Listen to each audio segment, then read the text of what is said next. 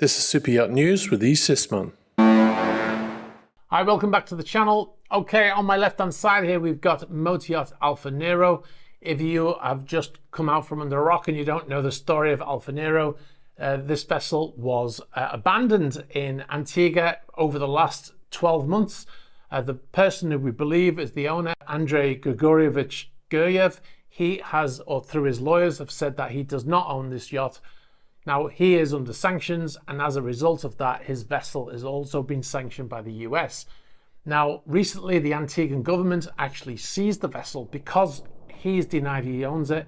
Nobody else came forward, and the government of Antigua has actually seized the vessel, and their plan is to sell this vessel off. Now, in the meantime, however, they have now taken responsibility for that vessel, and they're paying all the bills. Well, there's a couple of problems with the boat. And the first one is a technical one. The boat has 4 generators on board, and 3 of the generators are now unserviceable. So they're basically down to their last generator. Now, while the vessel is alongside in the port, 1 generator should be enough for them to get all of the power they need, you know, in terms of power, you know, lighting, and you know, cooking equipment and all of the stuff you need to live on board. Air conditioning as well. If that generator fails, however, then that would be game over for the crew on board. They'd have to move off the vessel because you couldn't stay on board without any power, right? So they're down to the last generator, apparently, according to our source, who wishes to remain confidential. One of the problems is that they can't get parts or any technical assistance for these yachts because of the sanctions. So the companies that would normally supply parts so they can repair. So even the engineers on board, they could probably fix the generators, but they can't get the parts because the companies are not allowed to sell the parts to them. Likewise, they can't get any technical assistance from them either. So ordinarily, if the engineers can't fix a problem with the generator on board, they'd contact the people who made the generators, and then they would give them, you know, support on the phone or online. Usually they can connect remotely to these things now. Now, if all of that fails, then they can fly somebody out to wherever the boat is, and then they can do some work on the boat on their behalf. However, none of that is possible right now. Now, the Antiguan government is now responsible for the vessel, and they are trying to get their sanctions lifted. And once they do that, then they'll be able to get these things seen to. But it also means that because now Antigua owns this vessel, any maintenance for those generators would have to be paid for by the government of Antigua. Now, this is where the second part of the story comes in. We've also heard from another source who wishes to remain anonymous that apparently the US are not currently cooperating with the Antiguan government in terms of removing those sanctions. So this will be very troubling for the government because, like I said, and in previous videos, we've talked about how they are now paying $28,000 a week for the salaries for the crew that are still on board. There will, of course, be other bills that they'll have to pay. For instance, fuel bills, provisions, food for the crew on board, things like that. We contacted the general manager of the Antigua Port Authority, Darwin Telemake, and we asked him, you know, we've heard this information that the US don't want to remove the sanctions on this yacht.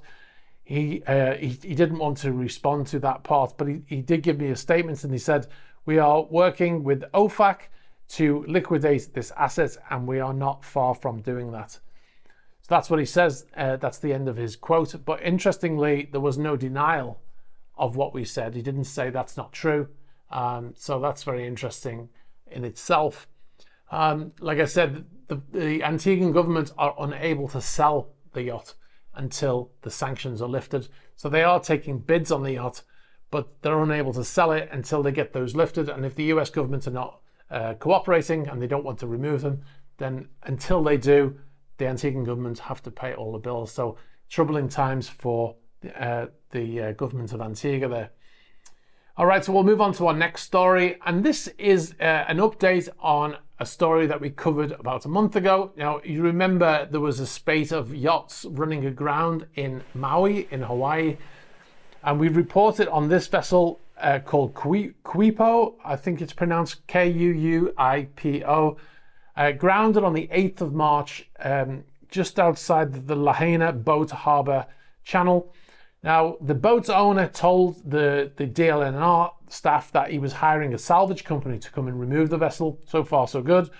He was informed by the DLNR that he was prohibited from going anywhere near the Hawai'i stone or the birthing stone because of its cultural significance.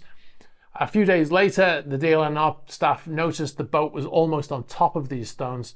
So they, on the 19th of March, they posted about the incident on Facebook, saying that they were taking control of that incident. They told the owner he was not allowed to board the vessel. He was not allowed to get anybody else to board the vessel, and they were going to take control of it.